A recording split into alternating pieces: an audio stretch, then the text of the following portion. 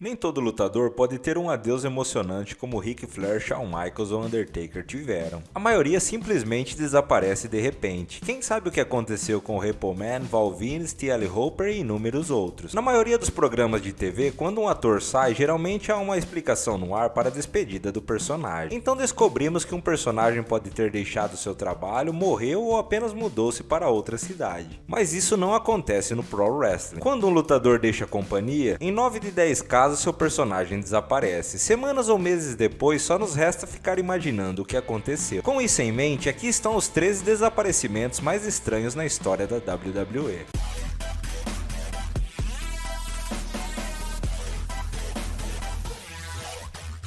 Começamos com Matt Morgan, que estreou na WWE como membro do Team Lesnar e terminou sua carreira na empresa após apanhar com um rastelo. Ele estava tendo um momento difícil na WWE com uma gimmick que o forçava a usar um truque de gagueira que era péssimo. Em um episódio do SmackDown, ele estava pronto para enfrentar William Regal, que acabava de chegar do Raw. Morgan não teve a oportunidade de lutar naquela noite. Ele foi rapidamente dominado pelos Mexicools, formada por Psychose, Super Crazy e Juventude Guerreira. Os três caras se revezaram para derrubar o gigante, que não teve chance. Regal teve a sorte de escapar ileso, mas essa seria a última vez que vimos Morgan na empresa. Depois de passar anos no mid-card, D'Lo Brown juntou-se com o ex-árbitro e manager Ted Long. A união parecia funcionar bem para ambos. D'Lo estava finalmente vencendo e Long estava sendo ouvido. Porém, Long trouxe Rodney Mack para a equipe e o sucesso acabaria. Em um episódio do Sunday Night Heat, em 16 de fevereiro de 2003, Mack atacou D'Lo por trás. Ele abriu o porta-malas de um carro e atirou-o para dentro. Ele terminaria a carreira de D'Lo Brown na WWE, até que em 2008 ele retornou brevemente para a empresa, até ser demitido em 2009. Depois de anos aterrorizando a WCW e a WWE, a New World Order teve alguns de seus membros originais demitidos. Aparentemente, essa era a maneira de se livrar deles para sempre. A versão da WWE era uma imitação ruim do que o grupo já foi um dia, mas Shawn Michaels, Kevin Nash, X-Pac e Big Show ainda formavam um grande grupo. O problema aconteceu quando Kevin Nash machucou seu quadríceps novamente. Foi o suficiente para Vince McMahon, que apesar de ter sido responsável por ter trazido o grupo para a companhia, decidiu despedi-los. Foi muito ruim ver uma das maiores stables na história do Pro Wrestling sendo tratada de tal forma. Alguns lutadores foram colocados na geladeira ao longo dos anos, mas eles pelo menos acabaram retornando em algum ponto. Gunner Scott não foi tão afortunado. Scott teve um ótimo começo na WWE, que durou cerca de 3 meses. Naquele momento ele foi orientado por Chris Benoit, e até mesmo venceu Booker T. As coisas estavam indo muito bem até que ele conheceu The Great Khali, que veio ao ringue e usou o novato para enviar uma mensagem para The Undertaker.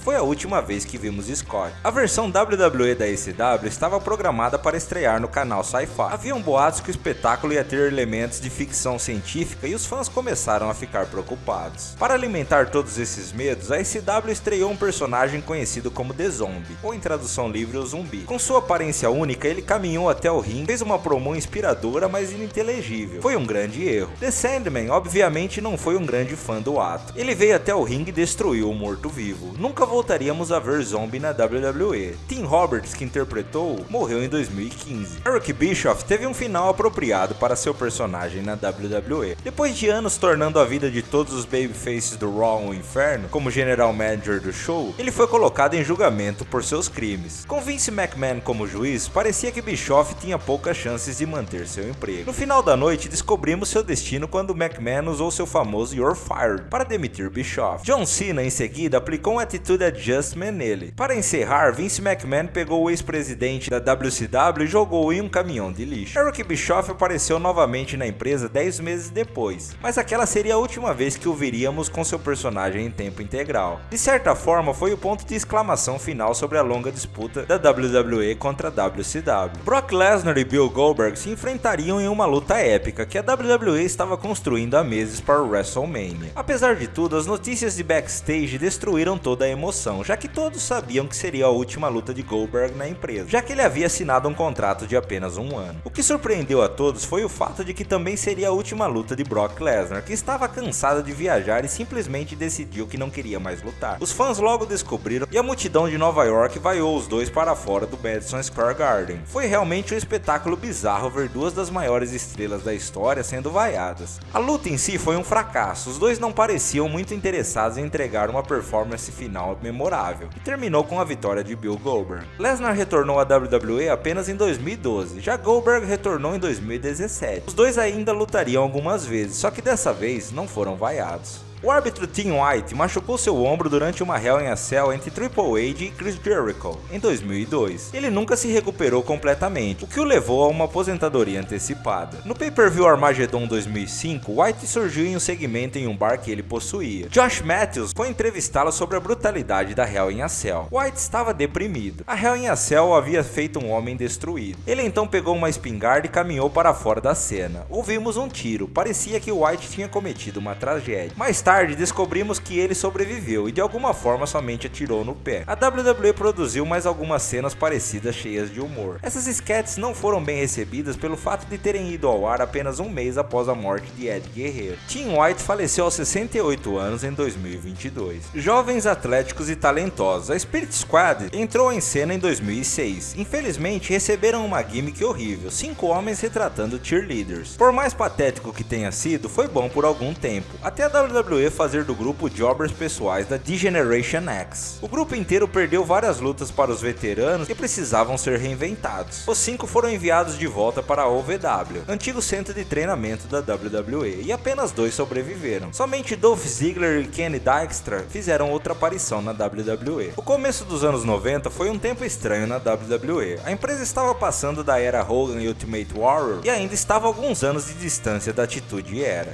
Eles tiveram um pouco de crise de identidade. O Royal Rumble 1994 teve um dos momentos mais estranhos da época, quando Undertaker enfrentou Yokozuna em uma casket match. Foi preciso um exército de lutadores para colocar o homem morto no caixão. Eis que surgiu uma neblina misteriosa no caixão, as luzes se apagaram e um vídeo de Undertaker no caixão apareceu no Titantron. Taker então parecia morrer e seu espírito se elevou. Na verdade, como todos sabemos, Undertaker não morreu, mas demorou 7 meses para curar uma lesão nas costas. Já no final dos anos 90, o personagem de Vince McMahon estava por toda parte, ele estava envolvido em todas as rivalidades, estava começando a ficar saturado. McMahon decidiu se tirar da TV por algum tempo, mas ele fez isso de uma maneira incrivelmente estranha. Ele veio até o ringue e disse que deixou Linda McMahon de lado nos últimos anos e queria ir para casa passar mais tempo com ela, além de ter um bebê. Isso mesmo, Vince, de 55 anos, e Linda, de 52 anos à época, aparentemente iam conceber uma criança. Na saída, Vince tentou fazer as pazes com The Rock, o campeão do povo. Ele tentou deixar o passado de lado e apertar a mão de Rock. É claro que o Rock não deixaria essa oportunidade passar, e aplicou o icônico Rock Bottom em McMahon. Stone Cold Steve Austin estava frustrado com a WWE. No WrestleMania 18 foi The Rock escolhido para enfrentar Hulk Hogan. Austin enfrentaria Scott Hall. Não que Scott Hall fosse um lutador ruim, mas ele estava muito abaixo de Hogan em popularidade. Isso deixou Austin descontente. Outro incidente nos backstages, poucos meses depois, foi a última gota para Austin. Durante o King of the Ring, a WWE queria que Austin perdesse de forma limpa para Brock Lesnar em uma luta surpresa no Raw. Austin achou que era uma ideia terrível e se recusou a aparecer. O show seguinte foi basicamente da WWE atacando Austin. Vince McMahon, The Rock e até mesmo Jim Ross se revezaram expressando seu desagrado por ele. McMahon memoravelmente anunciou o fim da era Stone Cold. Claro, não foi a última vez que vimos Austin, mas foi estranho ver um tratamento assim para uma das maiores lendas de todos os tempos. Paul Bearer morreu 3 vezes durante sua carreira na WWE. A primeira veio surpreendentemente nas mãos de The Undertaker. No Great American Bash de 2004, Taker enfrentou os Dudley Boyz em uma 2-on-1 Concrete Crypt Match. Se Taker perdesse, Paul Heyman faria com que Bearer fosse enterrado por um caminhão de concreto. Undertaker venceu, e ele mesmo fez com que Bearer virasse uma estátua. Parecia que Taker tinha se tornado heel, certo? Não. Esse fato basicamente não foi mencionado novamente. Veríamos Bearer por mais 5 anos. A segunda veio pelas mãos de Edge. O Rated R Superstar raptou Bearer por algumas semanas para infernizar Kane. Edge usou sósias e manequins falsos para enganar Kane. Até que um dia Edge colocou o verdadeiro Paul Bearer em cima de 2 escadas enquanto ele estava em uma cadeira de rodas. Kane, pensando que era outro sósia, o empurrou pelas escadas. 1 ano e meio depois, Bearer retornou novamente, apenas para ser trancado em um freezer por Randy Orton e mais tarde pelo próprio Kane. Esse infelizmente seria a última aparição do mesmo, que morreu em 2013.